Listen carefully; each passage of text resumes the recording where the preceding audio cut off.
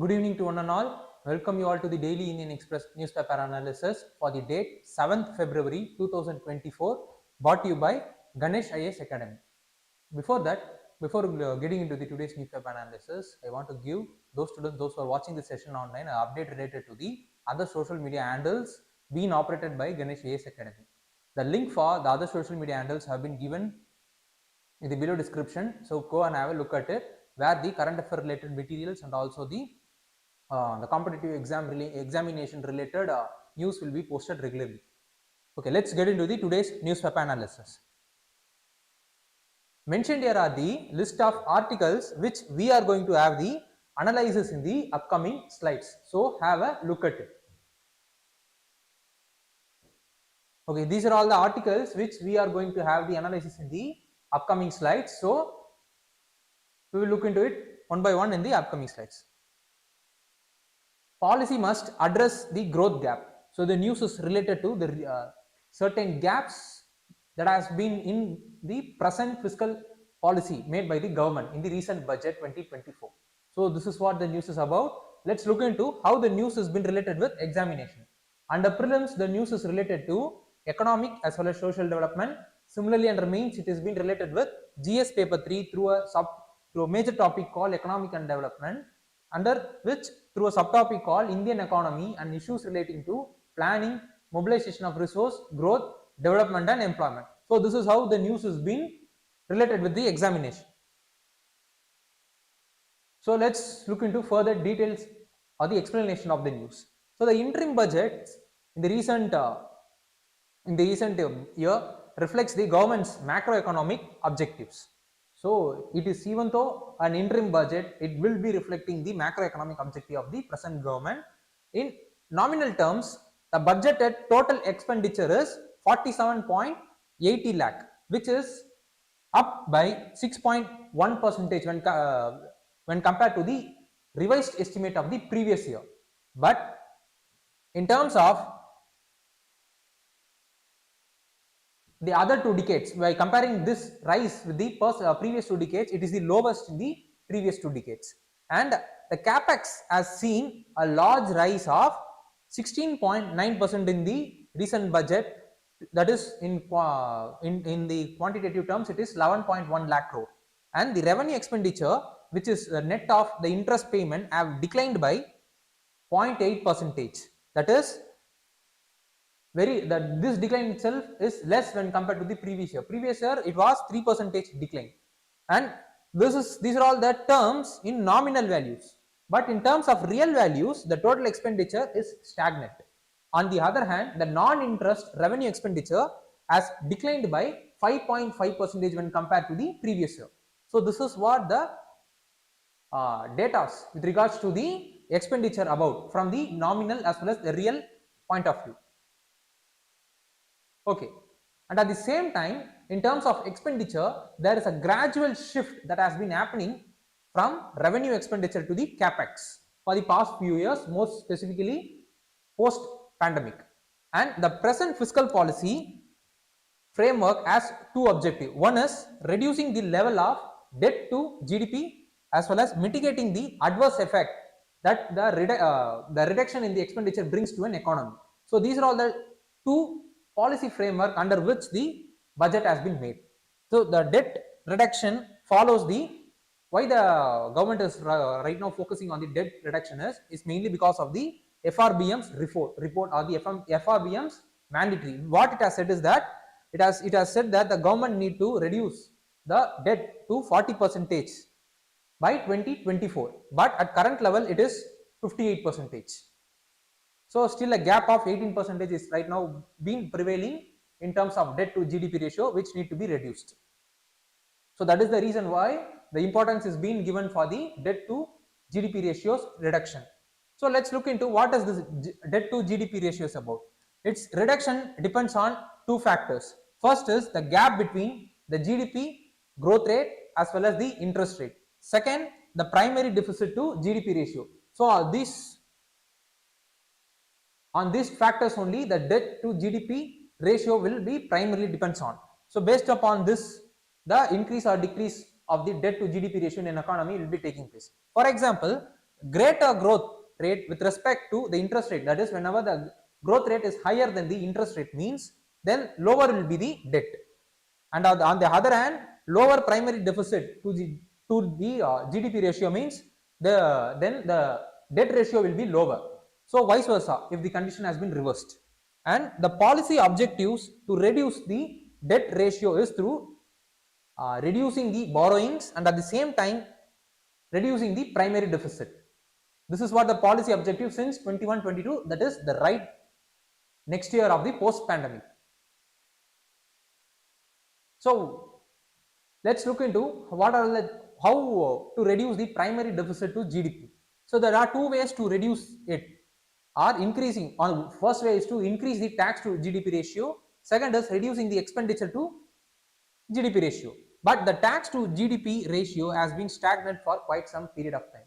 So the scope for increasing the tax to GDP ratio is very less, so that it is putting the burden on the second way, that is reducing the expenditure to GDP ratio. So the primary expenditure to GDP ratio has reduced from 12.7% in 21-22 to 11.6% in 23-24. For any level of GDP, the expenditure, if the GDP is growing at certain rate means, then the expenditure need also should be fixed at certain level, so that the required amount of reduction in terms of expenditure will be met by the government. So this is what the explanation part of it, and this is what the route that has been taken by the government with regards to the reduction of primary deficit to GDP. So this is one part of the thing, and another thing is there will be some adverse effect that will be happening because of the reduced expenditure. So to overcome this, what government is doing is that there is a shift in expenditure from revenue to capex. So why government is shifting its expenditure from revenue to capex is it mainly because of the multiplier effect the capex expenditure will make in an economy. And can this conservative target address the developmental challenges, as well as whether it will be promoting the employment in India? We will look into the data, what the data is saying. According to the periodic labor force survey, prior to COVID years, the proportion of workers, those who are engaged in self-employment, shrinked. On the other hand, the share of wage workers in the modern sectors have increased. This is the scenario in the previous year of pandemic, but the trend became more pronounced during the pandemic as well as the post-pandemic. That is, the share of regular wage worker declined from 23% to 21%. Between 22-23 and 23 and 24, self-employment grew by 15.3% on this post-pandemic years. So most of the self-employed or the self-employment has happened in unpaid helpers, and women are the major chunk of population, those who are entering into the self-employment group. And prior to COVID pandemic, the GDP grew at an average rate of 4.8. In the same period, the regular wage also grew by 0.21%, and at the same time the casual wages grew by 3.9%, and then the self-employment also grew by a minimum of 1.7%. But in COVID and the post-COVID, the GDP grew by 1% on an average, but the regular wage grew by only mere 0.63%, and on the other hand, the self-employment grew. The self-employment wage have grown by 5.3% during pandemic as well as the post-pandemic year. So in post-pandemic, the average quarterly GDP, that is from 2021-22 to 23-24 time period, the quarterly GDP on an average touched 6.7%. But the regular wage continued to remain stagnant during this period also. Even on the one hand, the post-pandemic, the economy began to recover, and the GDP is also touching an average of 6.7%, but the regular wage is getting stagnated. That is stagnating to 0.07 in negative terms. And the self-employment also bounced back during this same period also. In real term, this is the terms or the percentage of growth rate from the nominal values. In real values, the regular wage as well as self-employment earnings have are grown at just under 1% since 2017.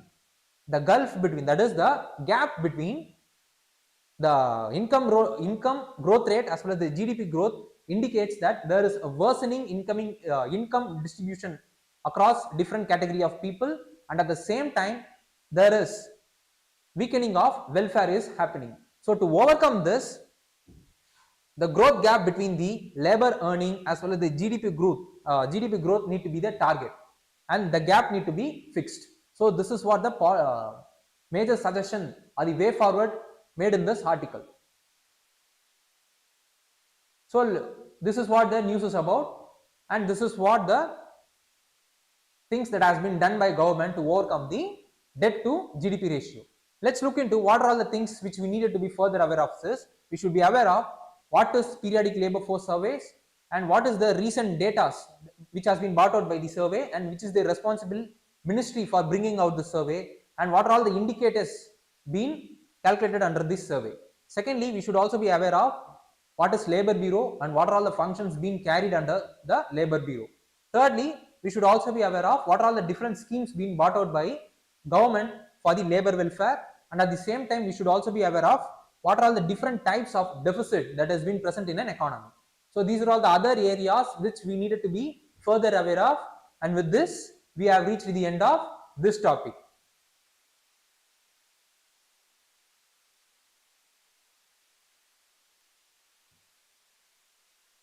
Rajya Sabha passes bill to amend Water Act, so to decriminalize minor pollution linked crimes. There are certain petty offences which have been criminalized under the old Water Act, which is disturbing the ease of doing business. So that is the reason why a recent bill has been presented in the Rajya Sabha to amend, to do away with the such minor crimes from the criminalization. So this is what the news is about. Let's look into how the news has been related with examination. Under prelims, the news is related to general issues on environmental ecology, and similarly under mains it is been related with conservation, environmental pollution, degradation, and as well as environmental impact assessment, which comes under GS paper 3, environment and ecology. So this is how the news has been related with examination. Okay, let's look into the further explanation part of the news. So Rajya Sabha has recently passed Water Prevention and Control Pollution Amendment Bill, which seeks to decriminalize the minor offence related to the water pollution. It exempts certain category of industrial plan from statutory restrictions, and at the same time it tries to balance the ease of living as well as the ease of doing business. And the central government through this amendment is being equipped with power to exempt certain category of industries or plans from the application of section 5. This section 5 is relating to restriction being imposed on the industries or the plan which comes under it. And the central government through this amendment will also hold power to prescribe the manner in which the nomination of the chairperson of the State Pollution Control Board has been appointed. And then it also empower the central government to issue guidelines on the matters relating to grant, refusal or cancellation of the orders by SPCB, that is State Pollution Control Board, for establishing industries, operation, treatment, disposal system. And it provides certain mandatory qualification, experience, procedures to ensure fair appointment in the chairperson, so that the transparency as well as accountability in terms of the State Pollution Control Board's chairman appointment will be ensured. So this is what the amendment or the provision related to the recent bill is about. Let's look into what is the causes for the water pollution. There are two main causes. First is the point sources, second is the non-point sources. Point sources is the place or the point where we could able to identify the source which is responsible for polluting the water. The non-point sources is the place or the area where we could not able to find the exact sources of pollution. So these are all the different types of sources of pollution. The drainage system, the storm water drain running, these are all the things which will be coming under the non-point sources. So what is the impact the water pollution carries in the society is, it will be leading to destruction of biodiversity. Secondly, it will deplete the economic aquatic ecosystem because of the agriculture waste runoff to the ponds and the chemical runoff to the natural aquatic ecosystem, so on and so forth, which in turn will be leading to increased amount of phytoplankton, thereby leading to increased eutrophication, which in turn destroys the aquatic ecosystem. And then it will be contaminating the food, or the most importantly the seafood, which has the aquatic based foods which the humans are consumed, which in turn will be leading to biomagnification.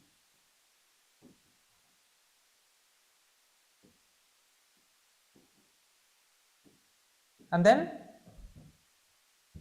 it is also a breeding ground for, it will also become a breeding ground for the mosquitoes, which in turn will be leading to mosquito borne diseases. So these are all the different types, the different types of impact of water pollution in the society. So what need to be studied further is, we should be aware of what is Wildlife Protection Act 1972, Environmental Protection Act 1986, as well as the Air Act. Similar to Water Act, there is another act called Air Act. We should also be aware of what is the provision of it and what is the ministry that is being responsible for implementing it. So these are all the other areas which we needed to be further aware of, and with this we have reached the end of this topic.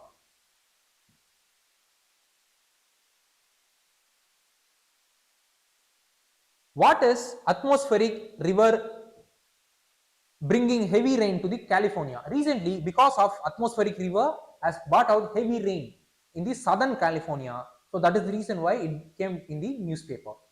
Okay, let's look into what is atmospheric river and what impact it creates in the region. First, we will look into how the news has been related with examination.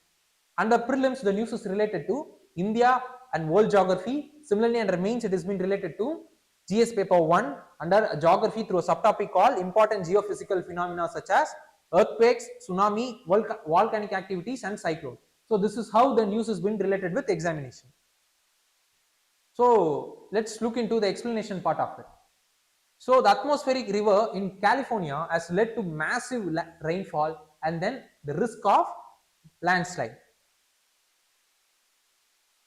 Atmospheric rivers, what does it? Atmospheric rivers are large, narrow section of Earth's atmosphere that carry moisture from Earth's tropic near the equator to the poles. And on an average, Earth has 4 to 5 active atmospheric rivers at any given point of time. And each moves in equivalent of the liquid or the amount of water that has been present in the atmospheric river is equal to the size of the Amazon river. When they reach the land, these atmospheric rivers will release the huge amount of water it carries from the tropics of the equator,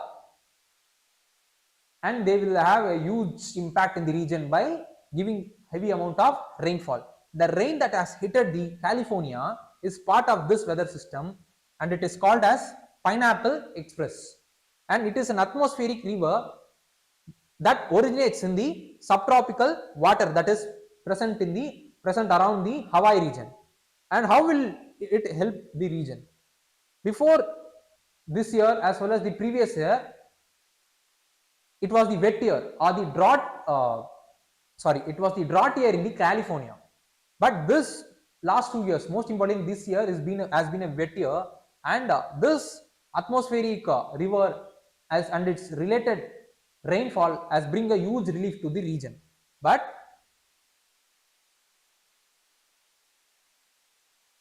the Californias, most importantly the southern California's water storage level is very less when compared to the northern California's water storage capacity. So this rainfall is excess than the storage capacity which the southern California has. As a result of which, it has led to huge amount of rainfall as well as storms, and southern California is right now facing the risk of landslides. So this is what the impact it has created, and what the risk it could bring is, see, the additional moisture will generally increases the wildfires resistance. The rain also promotes the growth of grasses and bushes, which act as the potential source for the fuel whenever the drier or the drought condition is happening. the greenery like situation will be happening in July as well as August month, and subsequently the fuel will die off, which promotes the rapid fire growth and which is called as light flashy fuels. So this is what the impact it creates in the region. So what need to be studied further is we should be aware of the geography of Northern America, and then we should also be aware of the tropical as well as subtropical cyclone, and also we should be aware of what is landslide, what is weathering, what are all the different types of landslide that is present in the region. So this is what the things which we needed to be further aware of, and with this we have reached the end of this topic.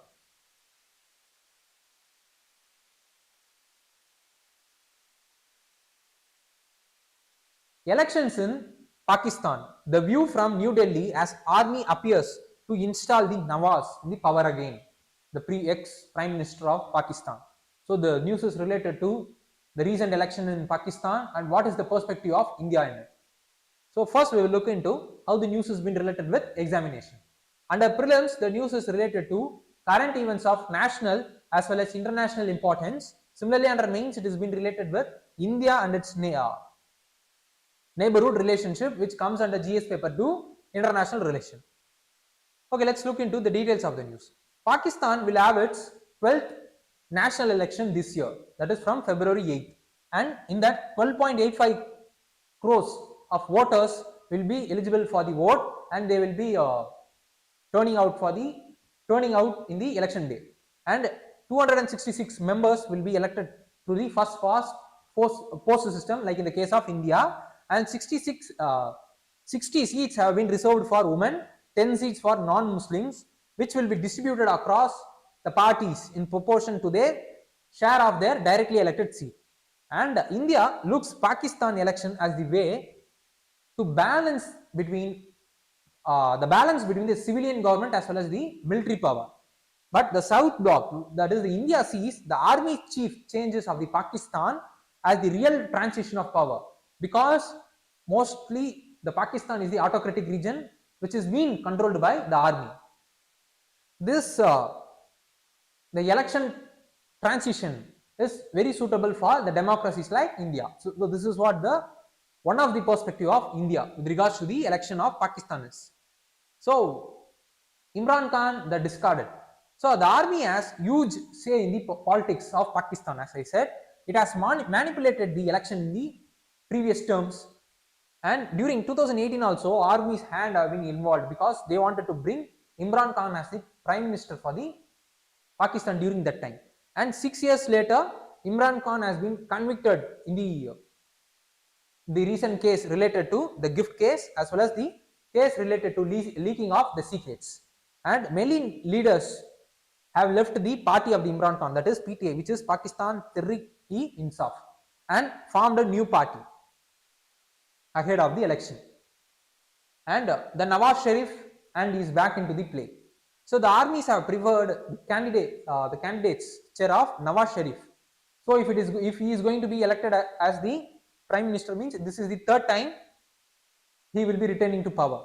The Nawaz Sharif have been done in the Nawaz Sharif have been done in by army, have been appointed by the army twice in the previous year, that is during 1999 when the General Parvez Musharraf led a coup against him. Similarly in 2017 when he fell out of favor, so that the army took him over. And he is the speciality about him is that he is pro businessman, and he is accommodative attitude towards India as well as US, which is very important with regards to the India. And he had skillful administration in terms of during his term of his brother Shahab Sharif, who was the prime minister until the last August, that is the transition government after the Imran Khan have been facing the charges in the Supreme Court of the Pakistan. So Asif Ali Zardari still ambitious. So Asif Ali Zardari is also another leader who wants to be president, and his son Bilwal Bhutto wants to be the prime minister. But right now their parties doesn't have a major phase, or they are not in a brighter position whenever during the time period of the Benazir Bhutto. So this is what the thing with regards to the three phases those who are going to compete in the election of the Pakistan this year. So no level playing field has also been happening because of the army's involvement. Most of the Imran Khan related party members have not been given access to most of the election related campaigning, and they have been disregarded with their symbols, usage of the their party symbol in the election. And similarly they are facing restriction in terms of media, that is they could not able to do any kind of propaganda through the media because they have been facing censure because of the media which have been imposed on it by the army as well as the related judiciary as well as the executive in the Pakistan. So the knowns unknowns, that is the Punjab region in the Pakistan has the major chunk of voters when combined the combined voters of the other region. For example, the Punjab region has 7.32 crore of voters out of the 12.5 crore voters, and 141 out of 266 general seat is present in the Punjab. And both PTI as well as PML, that is PML is the party of Nawaz Sharif, draw their strength entirely from Punjab. But in the case of PPP, that is the Bhuttos, they are mix of Punjab as well as the other region. And if the PTI supporters are going to turn up during the election day, means then it will become a headache for the army to rig the election in their favor. And the youth vote is the youth between 18 to 35 age group is 5.7 crores, which is approximately 47% of the total vote. And these are all the major this chunk of people is favoring right now the Imran Khan's party, and that is the reason why if they are going to turn out heavily during the election day, means then it will be difficult for the army to manipulate the election against their favor. And 5.9 crores of women's voters also been present, who occupies a share of 46%. Finally, there is an economic situation, and in terms of women's voter, their scope of participation as well as independence in voting behavior will also determine the election result. Similarly, the economic situation in the country, that is the inflation has risen to 30%, the cost of living is high and it is rising exponentially, as well as unemployment and poverty rate is also been increasing. These are all the factors which will be playing in the minds of the voters while they are voting during the election day. So these are all the things, are the statistical point or the perspective with regards to the election is about, that is the Pakistan election is about. So let's look into the India's perspective. So from India's view, these elections are more predictable, that is as we have said, Nawaz Sharif government is the army favors the Nawaz Sharif government. For India, Pakistan's continuing support for the terrorism is the key concern. The election cycle for the two countries, that is for India as well as for the Pakistan, for the first time aligning in the same year. For the first time, by May month, India will be having the new government, Pakistan will also have the new elected government, and the Pakistan army chief still have 6 more years left. So if you are looking into the army chief tenure, the previous army chief, Pakistan army chief tenure means, then we could able to say that the current army chief's tenure could be 6 years. So on combined, we could able to see that on an average 5 years, these two governments are going to rule their respective countries, and there is a potential scope for two sides to look for the longer term in their fraud relationship because of the long tenure they are going to have. So this is what the perspective of India with regards to the election in Pakistan is about. Let's look into what are the things which we needed to be further aware of. First, we should be aware of the India-Pakistan relationship right from the day of independence. Secondly, we should also be aware of India-China relationship, and also we should be aware of the first past post system as well as single transferable vote, and what is the difference between both of them, and what are all the types being used in election in India, which type of voting system is being used in which type of election in India, we should be aware of it. So these are all the other areas which we should be further aware of, and with this we have reached the end of this topic. Recently, an Indian Energy Week is being conducted, where our Prime Minister says India is making the unprecedented investment and invites the global majors to invest in Indian energy sector. So this is what the news is about. Let's look into how the news has been related with examination. Under prelims, the news is related to economic and social development. Similarly, under mains, it has been related with Indian economy and issues relating to planning, mobilization of resource, growth, development and employment. So this is how the news has been related with examination. Okay, let's look into the further details of the news. So India is investing in energy sector at an increased level because of the rising energy demand and the expected rise in the energy demand in the future. So Prime Minister has invited global majors to invest in the energy sector of India.